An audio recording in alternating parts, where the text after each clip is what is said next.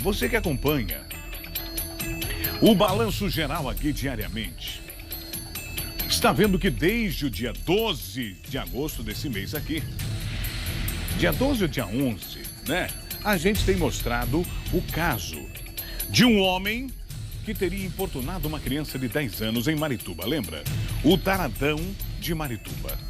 Pois é, Renê, eu lembro muito bem, tô acompanhando com você todos os dias aí. Agora é o seguinte, desde o dia 11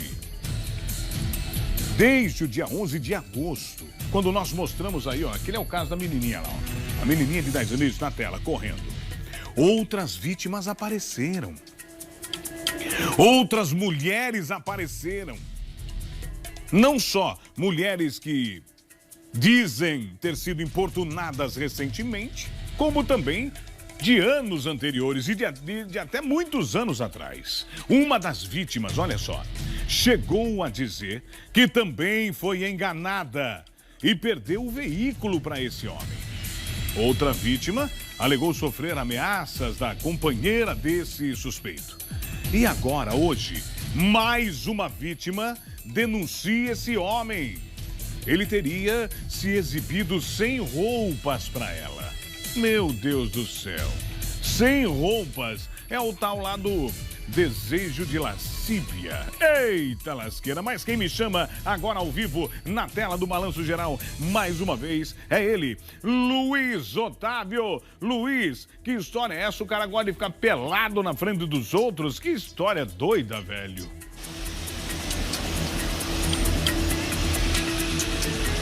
Exatamente, Renê. Cada dia que passa, a história desse homem vai se tornando uma bola de neve difícil de conter.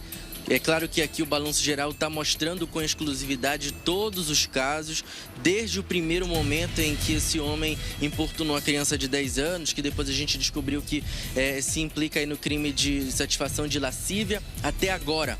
8 vítimas, Renê. 8 vítimas já procuraram a Polícia Civil para denunciar, além dos crimes sexuais, também extorsão e estelionato, né? Vítimas, inclusive, fora aqui do estado do Pará, como nós trouxemos essa semana, uma vítima do Maranhão, que o homem se exibia pelas redes sociais em videochamada, tirando a roupa, queria que essa vítima também tirasse a roupa pela chamada de vídeo. O objetivo era depois printar esse vídeo e extorquir a vítima, como ele tem feito, inclusive, com outras vítimas. A gente fala aqui da Delegacia da Mulher porque a 8ª vítima compareceu aqui para registrar o boletim de ocorrência. A gente não vai identificar, mas ela vai conversar com exclusividade aqui com o Balanço Geral, até mesmo porque ela tomou coragem. Hoje ela já é maior de idade, mas na época ela tinha 17 anos, quando foi procurada pelo suspeito pelas redes sociais. Ele, é claro, com aquela voz mansa e uma credibilidade que aparentava ter, acabou conquistando a vítima e o objetivo era apenas abusar, violentar. Além dela, ele também tentou violentar a irmã. Ela falou tudo isso aqui para a Polícia Civil e agora vai falar com a gente aqui. Obrigado pela coragem em conversar com a nossa equipe de jornalismo. Como foi que você conheceu o suspeito? Na época, através de uma rede social chamada MSN. E aí ele entrou repentinamente no meu perfil e disse que tinha conseguido o contato através de uma outra pessoa, onde essa pessoa não confirmou que ele havia conseguido através dela. Então, ele passou a manter uma comunicação até que nós engatamos um relacionamento. A partir daí, quem era que ele se demonstrava ser? Uma pessoa onde ele tinha total credibilidade para entrar e sair na minha família, manter contatos com eles e era uma pessoa totalmente agradável, totalmente diferente disso que ele se mostra hoje. O que era que ele fazia? Ele simplesmente chegava, brincava com todo mundo, gostava de estar no meio de todos eles, principalmente das crianças, né, das crianças da minha família, e se fazia amigo de todos, né?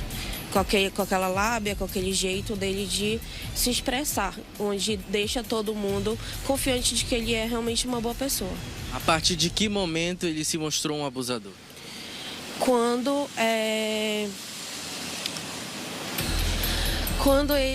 eu ouvi da minha irmã, né, que ele havia entrado no quarto dela e tentado botar a mão dela nas partes íntimas dele.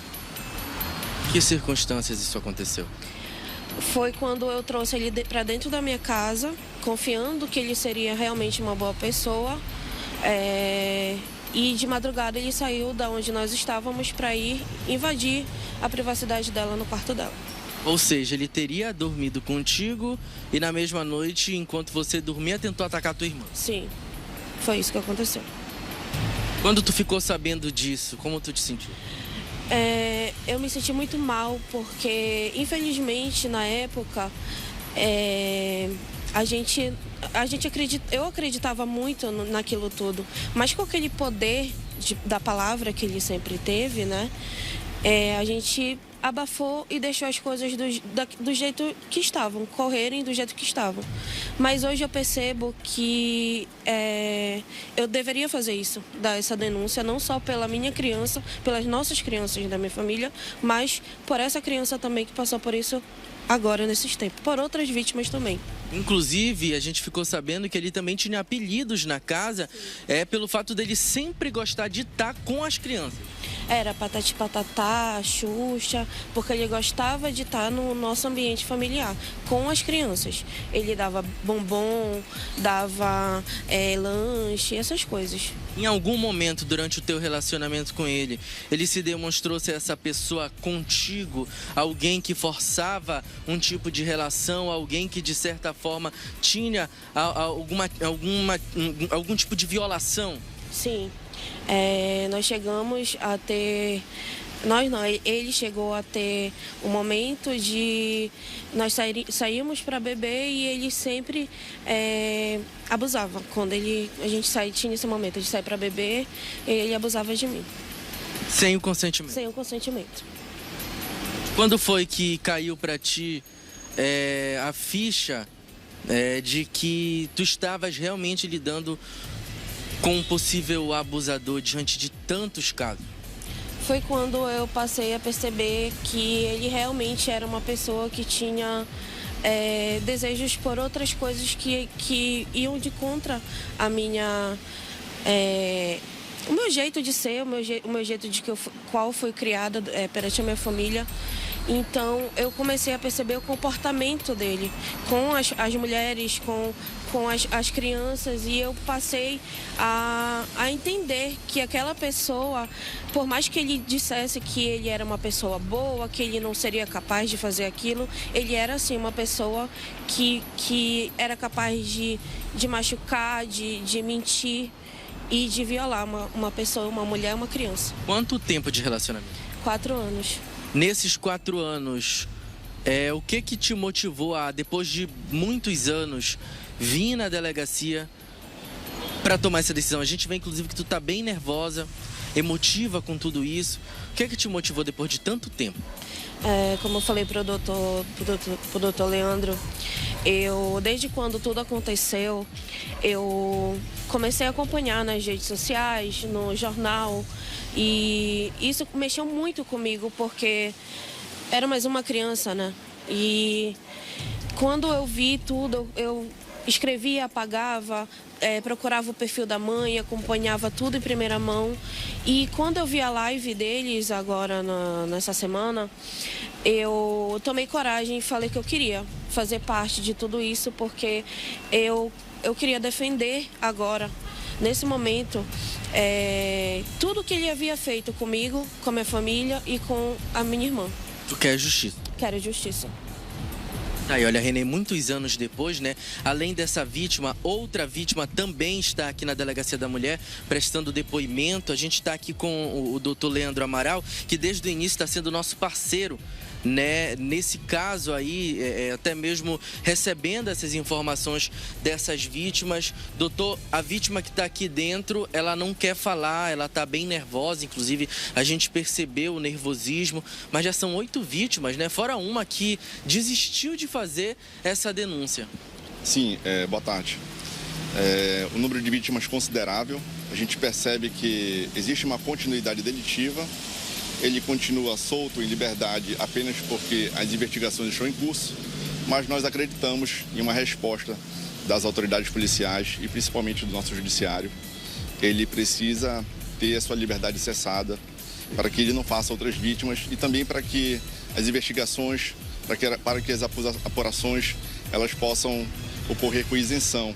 E ele tem uma resposta à altura também. Inclusive, o senhor estava relatando para a gente aqui, Renê, só para você entender, logo quando eles fizeram uma live com todas essas vítimas aí, relatando o que estava acontecendo, uma mulher que teria sido convidada pelo suspeito há alguns anos para ir no estádio, relatou que ela foi até o estádio, mas no retorno ele obrigou ela a manter relações com ele, como justificativa de supostamente ele ter pago tudo para ela no estádio. Sim, os relatos sempre são esses que têm chegado até nós. Relações sexuais sem consentimento, forçadas, nas quais ele reduz a capacidade de resistência da vítima. E no caso dessa vítima, ele abandonou ela no local a esmo e ela sentiu como um lixo, assim ela relatou para a gente. Né? Então, a gente também observa que ele não tem o menor remorso das práticas delitivas e ele é um agente delituoso em série. Né? Infelizmente, essas vítimas estão lidando hoje com esses traumas, com esse pesadelo, e é importante que as pessoas se conscientizem que é importante sim denunciar para que o nosso judiciário, para que nossa polícia civil possa dar uma resposta a toda a sociedade paraense. 8 vítimas. Aumenta agora a probabilidade de um mandado de prisão preventiva ser expedido, haja vista que ele não está mais em Belém? Sim, até porque as investigações estão em curso, nós acreditamos que, mesmo que estejam sob sigilo, as autoridades policiais estão comprometidas em elucidar, em apurar, em capturar cada crime que ele cometeu contra essas vítimas. Tá aí, olha, 8 vítimas, Renê, a gente acompanhando de perto. O que mais chama a atenção, como é que ainda existe a possibilidade, né, meu amigo, desse homem estar solto diante do número de vítimas, os relatos bem parecidos, o alvo, mulheres, principalmente menores de idade, entre 10 e 14 anos, né, exceto essa vítima de 17, um homem que passa uma credibilidade, acaba com a voz mansa, tentando conquistar o momento exato aí de dar o bote, né? A gente acompanhou inclusive as imagens do nosso repórter cinematográfico Fábio Jordana, acompanhando de perto toda essa movimentação aqui na Delegacia da Mulher. A outra vítima está prestando depoimento. A gente vai seguir daqui, qualquer atualização, a gente retorna aqui dentro do Balanço Geral. Renê. Muito obrigado mais uma vez aí, Luiz Otávio. Parabéns pelo belo trabalho. Doutor Leandro, né? Resgatando essas mulheres, essas vítimas, né? Para não deixar esse camarada impune. Tudo bem, mas as investigações ainda, Renê, estão em curso. Por isso, a polícia... Mas ele tá ali, ó. Ele tá no radar. Uma escorregada que ele der agora é cana. E depois o inquérito também não tem a certeza que a justiça vai determinar aí a prisão preventiva, porque são 8 vítimas que dão o seu depoimento contra o taradão aí de Marituba.